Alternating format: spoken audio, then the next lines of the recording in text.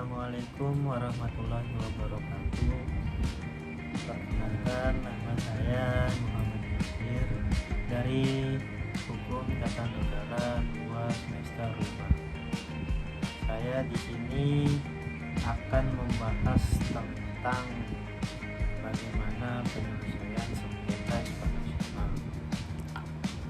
Pengertiannya, penyelesaian sengketa internasional adalah proses untuk menyelesaikan konflik antara negara dan negara melalui metode yang diakui secara hukum. Menurut hukum internasional, penyelesaian ini dibagi menjadi dua kategori. Yang pertama, penyelesaian secara damai, dan kedua, penyelesaian secara paksa. Penyelesaian secara damai, yang pertama, arbitrasi. Arbitrasi merupakan penyelesaian perselisihan yang langsung dihentikan oleh pihak ketiga yang memberikan keputusan dan diterima serta ditaati oleh kedua belah pihak. Yang kedua, mediasi. Mediasi ini cara penyelesaiannya melalui pihak ketiga yang kemudian disebut dengan mediator. Ketiga, negosiasi. Negosiasi merupakan penyelesaian perundingan yang diadakan secara langsung oleh para pihak untuk mencari penyelesaian melalui dialog tanpa melibatkan pihak ketiga. Dan selanjutnya, penyelesaian yudisial. Penyelesaian yudisial adalah suatu penyelesaian yang dihasilkan melalui suatu pengadilan yudisial internasional yang dibentuk sebagaimana mestinya dengan memperlakukan kaidah-kaidah hukum. Yang selanjutnya, konsiliasi. Konsiliasi dalam arti luas mencakup berbagai ragam metode manakala suatu sengketa diselesaikan secara damai dengan bantuan negara lain atau badan penyidik dan komite-komite penasihat yang tidak berpihak.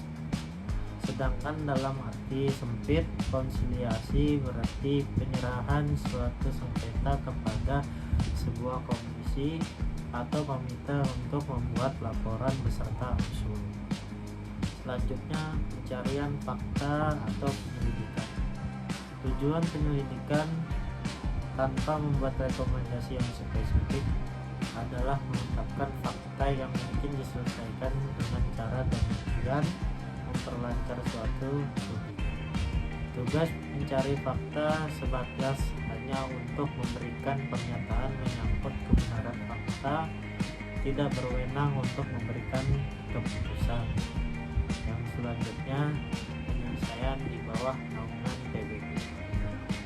Penyelesaian ini melalui jalur politik yang menggunakan jasa PBB dapat dilakukan oleh Sekretaris Jenderal atau Sekjen PBB melalui majelis umum maupun Dewan Keamanan yang diminta sebagai mediator atas jasa baik oleh para pihak yang bersengketa.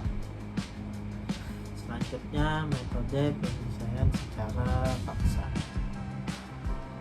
Metode ini menggunakan kekuatan atau ancaman untuk menyelesaikan sengketa meskipun ini bertentangan dengan prinsip hukum internasional yang menekankan penyelesaian secara damai. Yang pertama, metode perang. Ini adalah bentuk paling ekstrim di mana negara menggunakan kekuatan militer untuk menundukkan lawan dan menetapkan syarat perdamaian secara sepihak. Tujuan utama dari perang ini adalah untuk mengalahkan pihak lawan. Yang kedua, retorsi. Retorsi merupakan tindakan balas dendam yang sah oleh suatu negara terhadap tindakan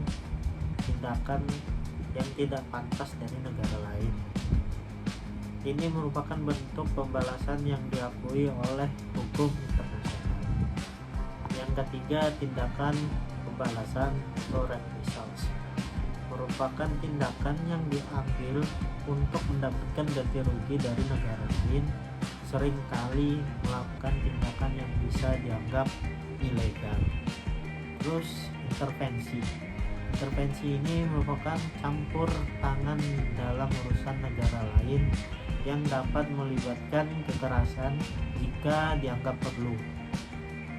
Intervensi ini sangat dilarang oleh hukum internasional kecuali dalam kondisi tertentu. Oke, sekian dari presentasi tadi atau pembahasan tadi. Mohon maaf jika ada kata-kata yang kurang atau salah yang dianggap salah. Terima kasih sebelumnya. Wassalamualaikum warahmatullahi wabarakatuh. Ya, jangan lupa untuk adik-adik yang ingin memahami tentang hukum, ayo masuk dalam Hukum Tata Negara Universitas Islam Negeri Sultan Haji Muhammad Idris Samarinda. Ditunggu kedatangannya. Terima kasih.